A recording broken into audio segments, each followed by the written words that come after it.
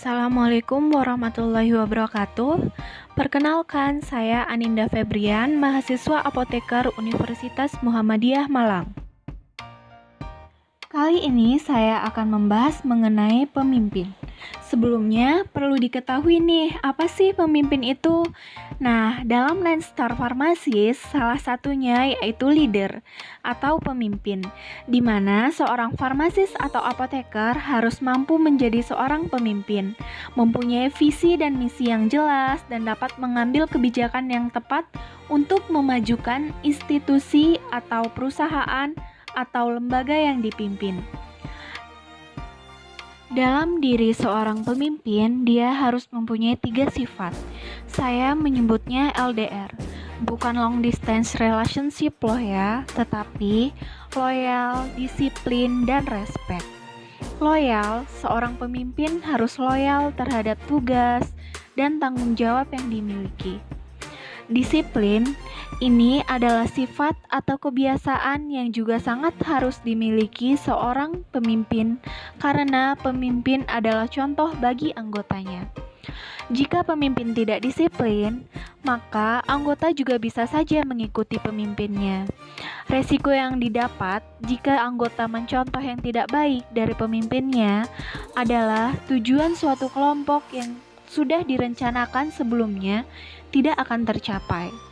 Selanjutnya adalah respect. Ini menurut saya merupakan suatu hal yang bisa membuat seorang pemimpin disegani oleh anggotanya, bahkan orang lain. Karena bagaimanapun juga seorang pemimpin adalah manusia biasa yang tetap harus menghormati orang lain, baik dalam tugas atau tidak. Karena jika pemimpin ingin anggotanya menghargai atau menghormatinya sebagai pemimpin, maka seorang pemimpin juga harus mampu menghormati orang lain. Seperti yang kita ketahui, dalam suatu usaha memiliki tujuan yang ingin dicapai. Jika dalam usaha tersebut terdapat masalah atau kesalahan, itu merupakan kegagalan dalam diri seorang pemimpin untuk mengatur atau mengendalikan usaha tersebut.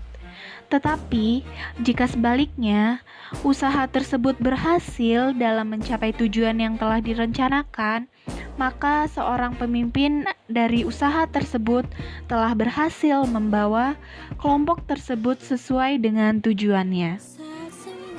Saat ini, memang kita sedang mengalami bencana non-alam, yaitu virus corona yang terjadi di Indonesia sejak awal Maret lalu. Penyebaran COVID-19 yang cepat memang merubah interaksi antara bisnis dan pelanggan. Banyak bisnis mulai merasa penurunan penjualan yang drastis atau bahkan tidak memiliki pelanggan sama sekali karena pelanggan sudah mulai beraktivitas di rumah mereka masing-masing. Tetapi, keberlanjutan bisnis harus tetap dilakukan agar bisnis dapat dipertahankan. Mempertahankan bisnis yang berarti juga memperjuangkan penjualan selama wabah virus corona memang tidak mudah. Banyak yang bertanya-tanya, bagaimana bisnis menjual produk di minggu atau bulan mendatang? Omset yang mereka dapat mungkin jauh lebih sedikit dari sebelum masa pandemi.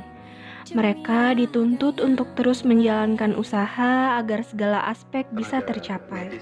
Salah satunya yaitu usaha apotik atau usaha kefarmasian yang mengalami kesulitan dalam pembiayaan tetap seperti gaji karyawan, biaya listrik, PDAM, dan lainnya. Untuk meningkatkan omset apotik di tengah pandemi ini, apa yang harus dilakukan? Menurut saya, ada beberapa strategi yang bisa dilakukan. Strategi yang pertama yaitu pastikan keselamatan pelanggan di tengah pandemi corona. Keselamatan menjadi hal utama yang harus selalu diperhatikan. Langkah pertama untuk menjaga usaha dalam situasi sulit ini adalah dengan memastikan keselamatan pelanggan mulai dari apotek yang bersih dan aman. Bisa mulai menerapkan pengecekan suhu terhadap pelanggan yang akan masuk hingga menyiapkan antiseptik.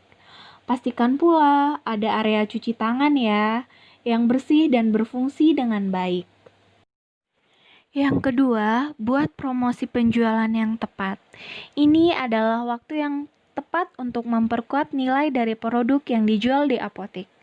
Jika dapat mengembangkan promosi penjualan yang sesuai dengan kebutuhan pelanggan di tengah krisis virus corona ini, seperti suplemen, masker, vitamin, dan hand sanitizer, dikarenakan sekarang banyak masyarakat yang mulai sadar akan kesehatan dan kebersihan diri mereka. Dengan sendirinya, pelanggan akan datang ke apotik. Obat-obatan atau suplemen juga yang umum atau sering dibeli dan dibutuhkan saat ini harus tetap tersedia di apotek. Setidaknya jangan sampai pembeli seringkali kecewa karena stok obat selalu habis dan kosong ya. Sebaiknya gunakan media digital saat melakukan promosi karena pelanggan lebih banyak menghabiskan waktu dan beraktivitas di rumah. Waktu untuk melihat smartphone atau melihat TV akan lebih banyak dihabiskan dibanding hari-hari biasanya. Yang ketiga, menerapkan program delivery order. Dengan mengeluarkan program khusus delivery yang memudahkan pelanggan yang bekerja, sekolah, dan beribadah di rumah dapat terlayani dengan baik tanpa harus keluar ke apotek. Selain itu, sampaikan juga aktivitas program melalui sarana digital seperti website, sosial media, media digital, aplikasi chatting, poster, dan spanduk di apotek dengan konten yang menarik. Keempat, berikan promo spesial. Tidak ada salahnya jika sekali-kali memberikan sebuah kejutan berupa promo spesial yang menarik agar pelanggan tetap selalu berlangganan di apotek.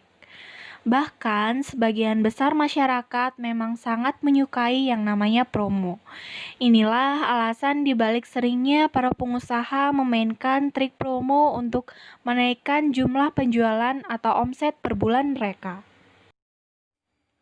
Yang terakhir, tips yang bisa dilakukan oleh seorang pemimpin jika kekurangan biaya untuk memenuhi gaji karyawan di apotek, yaitu sebaiknya pemimpin bersikap jujur dan transparan kepada terkait dengan kondisi yang dialaminya.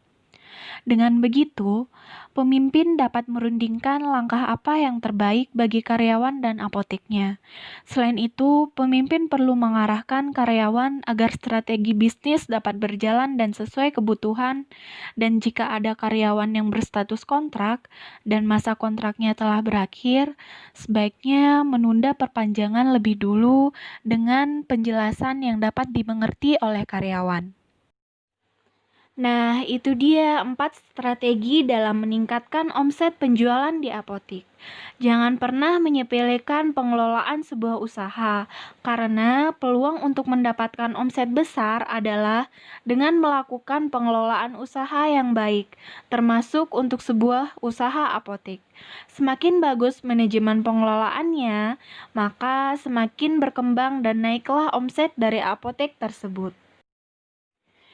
Dari pendapat yang sudah saya deskripsikan tentang apa itu pemimpin dan bagaimana strategi pemimpin dalam meningkatkan omset penjualan di apotek, maka saya mengajak teman-teman semua untuk terus belajar menjadi seorang pemimpin, baik itu dalam memimpin diri sendiri maupun orang lain.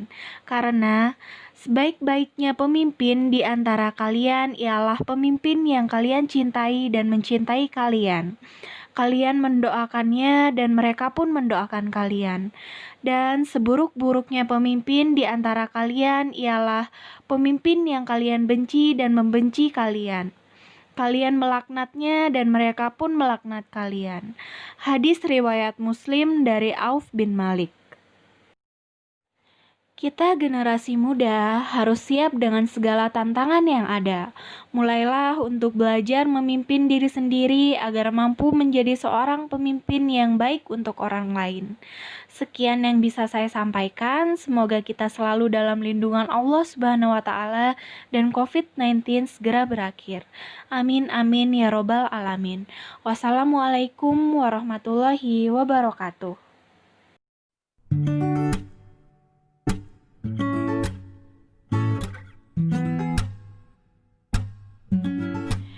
Dari pendapat yang sudah